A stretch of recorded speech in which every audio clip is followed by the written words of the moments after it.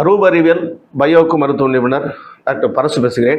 நம்மளுடைய பயோக்கு மருத்துவத்தில் அரூப அறிவியல் பார்வையோடையும் குழந்தைகளுக்கு சின்ன வயசுலேயே பார்வை குறைபாடுகளால் கண்ணாடி போட வேண்டிய சூழ்நிலை வந்துடும். ஒரு 2 மாதம் ட்ரீட்மெண்ட் எடுத்தோம் அப்படின்னா கண்ணாடி போட வேண்டிய அவசியமே இருக்காது, பூர்ணமாக சரியாயிடும். சில குழந்தைகள் எப்படி ஆரம்பத்தில் இருக்குன்னா, போர்டில் ஆசிரியர்கள் எழுதி போடுறது, அதை போர்டை பார்த்து எழுதும்போது குழந்தைங்க தப்பாக எழுதின்னு வரும். அப்போ இதை வச்சு நம்ம சில குழந்தைகள் தலைவலியினால அவஸ்தைப்படும்.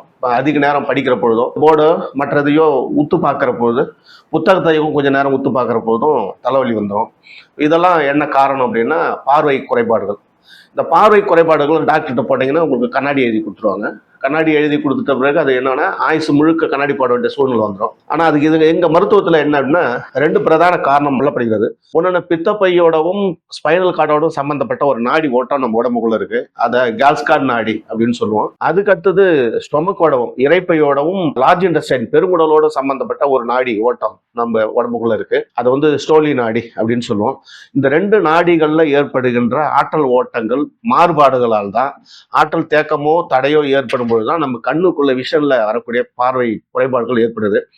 அப்ப அந்த பார்வை குறைபாடுகளுக்கு பிரதான காரணம் இந்த 2 நாடிகள் என்ன பண்ண கண்ணுடைய தசைநாறு நரம்பு மண்டலங்களை சுருங்கி விரிவதற்கான சூழலை கொடுப்பது இந்த 2 நாடி தான். ஆகவே நவீன வர்ம மருத்துவ கோட்பாட்டின் அடிப்படையில் இதற்கு நம்ம சரியான தீர்வு கொடுக்கிறோம். 2 மாசம் டைம்.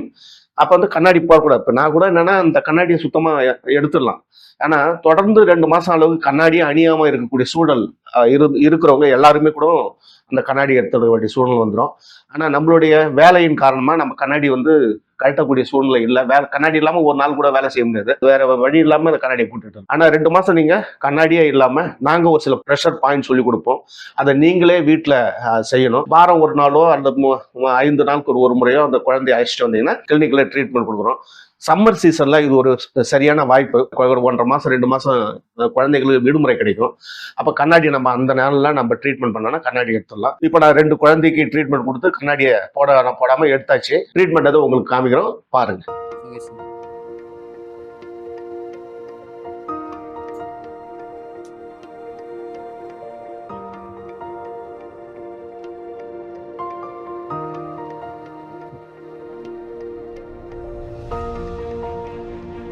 கூப்பிடப்பட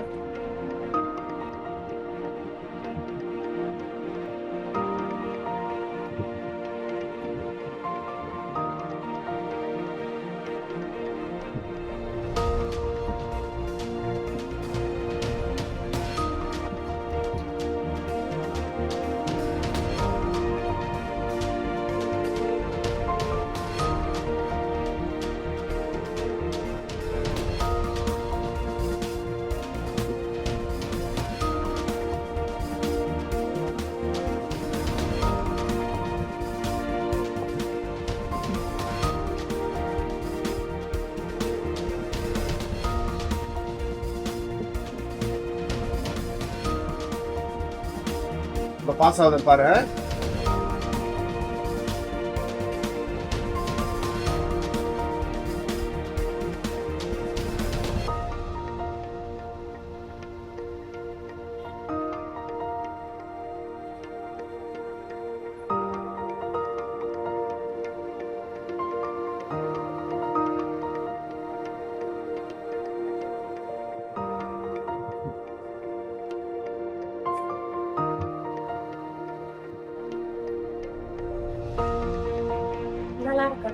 நல்லா இருக்காங்க.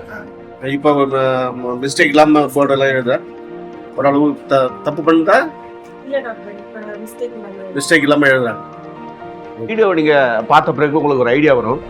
உங்க குழந்தைக்கு இது மாதிரியான பிரச்சனை இருந்ததுன்னா உடனடியாக நீங்க அழைச்சிட்டு வாங்க.